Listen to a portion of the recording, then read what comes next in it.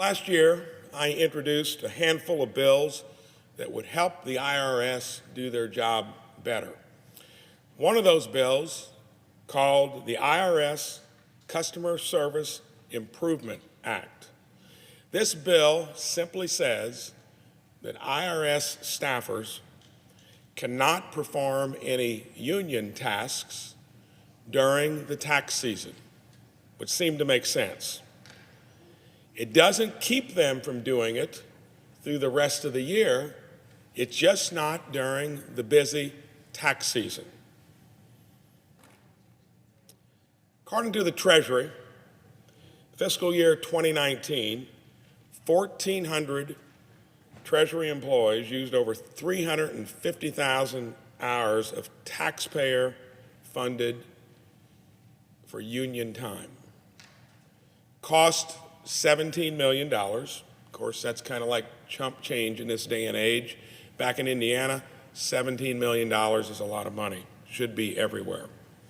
Of these employees, 350 of the jobs were IRS customer service representatives. 204 were IRS agents. The American public deserves, out of our agencies, I think, service better than that. We can debate how much money the IRS needs to do its job, but we need common sense policies like this to where we're not trying to restrict what already to many would seem unusual, that when you're on the dime, when you're being paid by the federal government, you maybe shouldn't be able to do union activities at the same time. Anyway, a lot of things don't make sense here. This will immediately add value to the American taxpayer. The IRS is warning Americans to prepare for delays and long hold times when filing their taxes this year. I would say that most folks would say that you need improvement. Here are a couple other particulars. Received more than 100 million calls, but only answered 1 out of 4. Calls averaged 18 minutes of hold time. In my own business, if you had 18 minutes of hold time, you just gave the order to one of your 4 or 5 competitors. None of us like that. Face-to-face assistance declined from 4.4 million in fiscal 2016 to only 1 million in 2020. The IRS is now telling us to buckle up for service even to get worse. Let's use some common sense. Before you raise prices in a business, or you ask your customers to even be more forbearing when you're delivering bad service, your competitors would take you out. Here in the federal government, you don't have that kind of inherent competition, and sadly, the public, American taxpayers, have to put up with it. And when your default position is always to spend more money, I know the American public is interested in something better than this, and sadly, for whatever we do that's above and beyond the ordinary, we were borrowing 23 cents of every dollar we spend here. Now it's up closer to 30 cents, and it's in the context that we're $30 trillion in debt to boot. This is something, what I'm proposing here, since it doesn't eliminate your ability to do it, let's just take it out of the tax season. Madam President, as if in legislative session, I ask unanimous consent that the Finance Committee be discharged from further consideration of S 2132 and that the Senate proceed to its immediate consideration. I further ask that the bill be considered read a third time and passed, and that the motion to reconsider be considered, made, and laid upon the table. Madam President. Is there objection? Reserving the right to object. Senator from Oregon. Thank you very much, Madam President.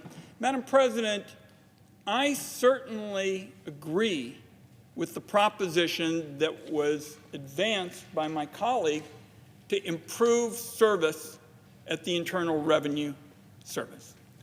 The fact, however, is the effect of this proposal is to demean IRS workers and distract from the real challenges facing the IRS.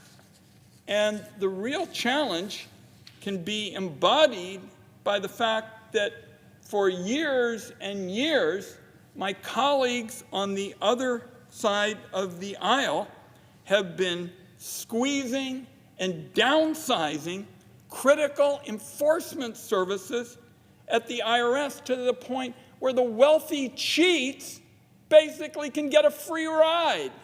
They can get a free ride.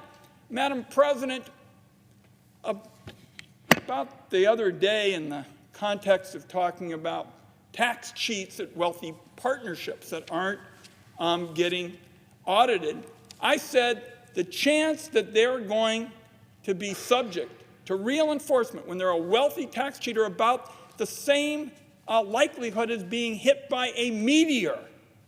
And it is because of these policies that have been downsizing resources at the IRS to deal with these wealthy tax cheats for years. Now, Commissioner Rettig, who is a Trump appointee, former President Trump, recently said there are fewer auditors to deal with these wealthy tax cheats today than at any point since World War II. So they've got that challenge, and then they have an enormous IT challenge because the IRS, by their admission, is still using some systems that are practically dated back to the dark ages. Now, according to the National Taxpayer Advocate, during the last fiscal year, the IRS received a record 282 million customer service phone calls, and with limited staff, was only able to answer 11% of them. Commissioner Rettig told the Finance Committee in a remarkable statement that it was his opinion that the amount of taxes that go unpaid each year could now be as high as $1 trillion. So to just wrap up, I want to describe how this all is connected. My colleagues on the other side of the aisle have repeatedly attacked the IRS. They cut, they squeeze, and have constantly reduced the IRS budget. Wealthy tax cheats are out basically celebrating the decline of real tax enforcement. Law-abiding Americans, the vast majority of Americans, are of course frustrated by declining customer service.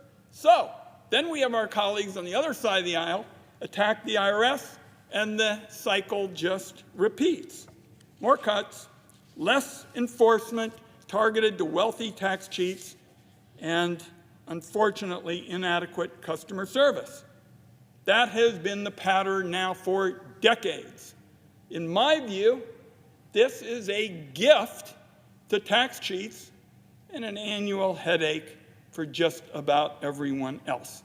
Now, there's no question the pandemic, and this has been true for every aspect of government, Madam President, has brought new challenges, just like it has for every business, every school, every government agency around the country. And in my view, instead of misplacing what the target really ought to be, which is inadequate resources, so we can't go after the wealthy tax cheats, somehow we're hearing it's the workers, these union members, who are at fault. That's not my take, and for the reasons I've outlined, Madam President, I object. Objection is heard. Madam President, Senator from Indiana.